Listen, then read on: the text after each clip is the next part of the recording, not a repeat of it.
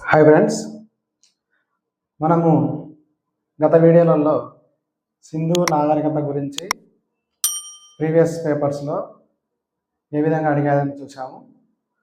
మనము ఆ అడిగిన ప్రశ్నలను బట్టి చూస్తే మనకు సింధు నాగరికతలో వేటిపైన క్వశ్చన్స్ వస్తున్నాయనేది అర్థమవుతుంది. కంపల్సరీగా ఒక్క క్వశ్చన్ అయితే వస్తుంది.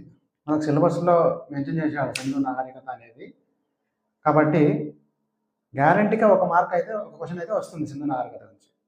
ఆ ఒక్క క్వశ్చన్ ఏ ప్రదేశాలు అడిగారంటే మనం చూసిన దాన్ని బట్టి యాక్చువల్గా మనకి సింధు నాగరికతలో బయటపడిన ప్రదేశాలు, సింధు నాగరికతలో బయటపడ్డాయి కదా ప్రదేశాలు, మనకు యాక్చువల్గా బిఏ ఫస్ట్ ఇయర్ బుక్లో అయితే దగ్గరగా 25 ప్రదేశాలు లిస్ట్ ఇచ్చాడు. ఆ ప్రదేశాల పేర్లు మనకు సింధు నాగరికతలో ఏ ప్రదేశం బయటపడలేదు అనేది చూసాం. అట్లా ప్రదేశాల పేర్ల గురించి ఇచ్చాడు. నెక్స్ట్ వచ్చేసి అవి ఏ నదీ తీరాన కలవు, ఆ ప్రదేశాలు బయటపడ్డాయి, అవి ఏ నదీ తీరాన కలవని ఇచ్చాడు. హరప్ప, మొహంజదారో, ధోలవీరా, ఇలా రంగూర్ ఇవి బయటపడ్డాయి కదా.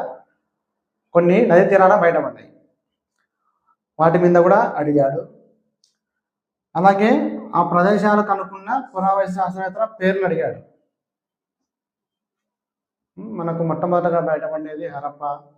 ఆ హరప్పను కనుగొన్నటువంటి శాస్త్రవేత్త ఎవరు?